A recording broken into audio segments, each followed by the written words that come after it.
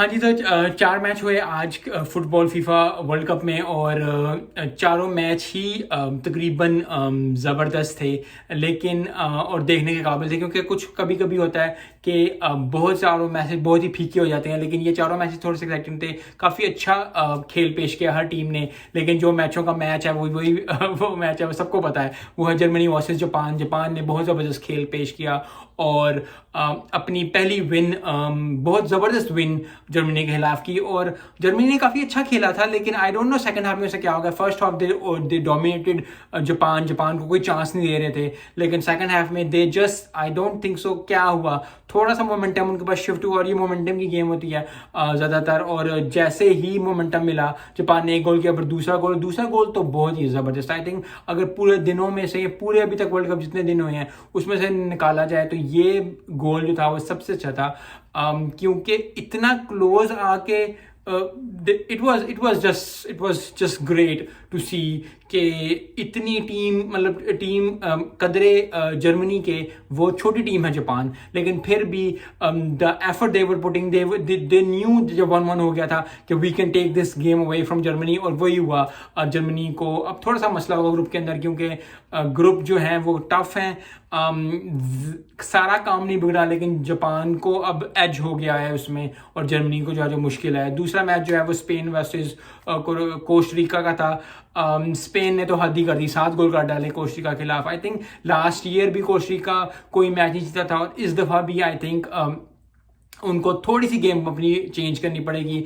आई know कि they are not as good as Spain, और Spain के साथ मुकाबला करना और इतने इतने मंजे खिलाड़ियों के साथ खेलना, इट्स नॉट दैट ईजी। लेकिन they have to find a way, ताकि वो वर्ल्ड कप से कुछ ना कुछ तो गेन कर सकें। जो थर्ड मैच था वो था क्रोएशिया वर्सेस मोरक्को।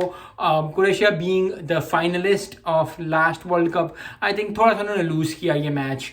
मैच अच्छा था, दोनों ने काफ़ी अच्छा डिफेंस किया, लेकिन ये मैच इजीली जीत जाना चाहिए था क्रोएशिया को मेरे मुताबिक।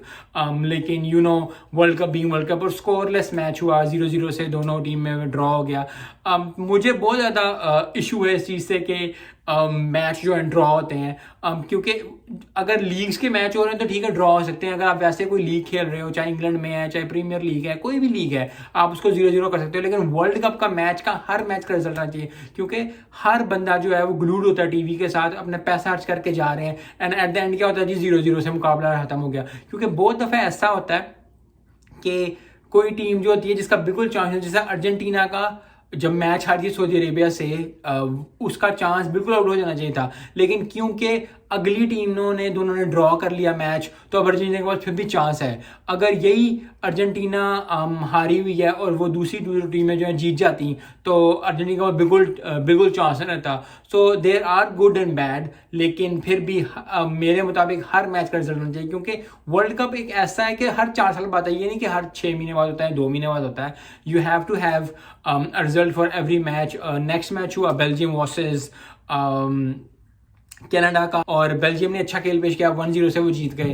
आई थिंक अब जरा थोड़ा सा इस ग्रुप में क्रोएशिया को थोड़ा सा जो है मसला हो जाएगा, क्योंकि बेल्जियम अब ऊपर आ गई है।